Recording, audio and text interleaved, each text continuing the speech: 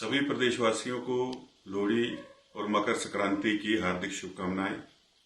जहां आज सारा प्रदेश लोहड़ी का पर्व मना रहा है, वहीं हाल ही में हुए बीपीएल सर्वे में प्रदेश के लाखों गरीब परिवारों को बीपीएल सूची से बाहर कर दिया गया है। वर्तमान कांग्रेस की सरकार ने जिस तरह से ये सर्वे किया है, कई पंचायतें ऐसी हैं जिनमें की बीपीएल की सूची शून्य हो गई है, कहीं 3 कहीं 4।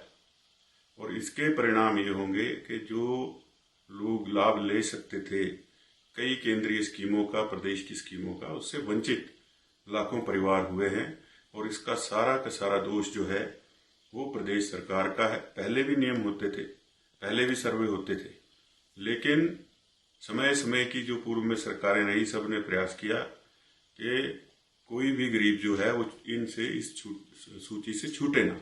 लेकिन वर्तमान सरकार ने जिस प्रकार से सर्वे किया है और उस सर्वे की वजह से आज लाखों परिवार जो हैं सूची से बाहर हो गए हैं। इसके सारे का सारा दोष जो है वर्तमान कांग्रेस की सरकार का है। दूसरी ओर अगर हम धर्मशाला की बात करें तो अभी पुलिस ग्राउंड में बहुत लंबे समय तक के कार्निवल चला। उसके बाद अब पिछले कल से दाढ़ी मेला ग्राउंड जो है उसमें कार्निवल लगाने का प्रयास किया जा रहा है। तो ये कौन लोग हैं जो बाहर के व्यापारियों को लाभ देना चाहते हैं? धर्मशाला के अंदर कितने व्यापार मंडल हैं, कितने बाजार हैं और कितने व्यापारी हैं? तो उन लोगों का हक छीनकर, उन लोगों का हित न देखकर जो स्थानीय प्रशासन है एक हर मैदान में कार्निवल को घुमा रहा है। और ये कुछ मैदान तो ऐसे हैं जो कि युवाओं के लिए, खेल कूद के लिए छोड़े हुए हैं।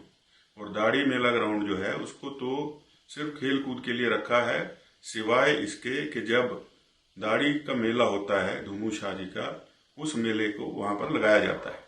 लेकिन धूमू शाह मेले से पहले ही वहां कार्निवल मनाने लग पड़े, तो स्थानीय व्यापारी कहाँ जाएगा? इसका हम पुरजोर विरोध करते हैं। और अगर जरूरत पड़ी तो डीसी ऑफिस का भी घेराव होगा, सब लोग सड़कों पर उतरेंगे व्यापार मंडलों के साथ मिल करके। प्रशासन को अभी से सचेत हो जाना चाहिए और ऐसा ना सोचें कि ये सिर्फ एक वक्तव्य है।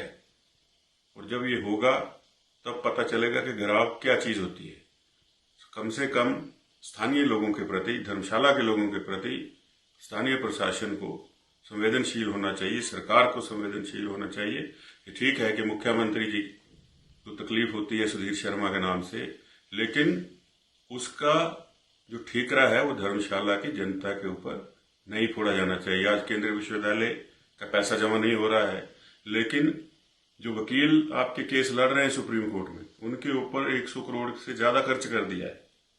तो क्या कारण है कि 30 करोड़ नहीं जुटा पा रहे हैं? दूसरा, चाहे वो धर्मशाला की सब्जी मंडी हो, ओबीसी भवन हो, हमारी स्कूलों के चैनलाइजेशन का पैसा था। हमारे यहाँ पर जो है पिछली बार जो कूलों को क्षति हुई तो बड़ी घोषणाएं करी कि जायका से पैसा देंगे, जायका का शेल्फ तो अब 2029 में आएगा। तो झूठी घोषणाएं और धर्मशाला से भेदभाव जो है इसका मैं पुरजोर विरोध करता हूं। और धर्मशाला की जनता और धर्मशाला के लोग, जिनके पूरा आशीर्वाद मुझे मिलता रहा है, उनके साथ मिलकर के धर्मशाला के विकास की लड़ाई के लिए अगर सड़कों में भी उतरना पड़ेगा तो हम मिलकर के उतरेंगे, संघर्ष करेंगे, इस सरकार को बदलेंगे और भारतीय जनता पार्टी की सरकार प्रदेश में बनाएंगे, ताकि धर्मशाला को पुनः से विकास के रास्ते पर, पटरी पर लाएं और विकास को गति दें।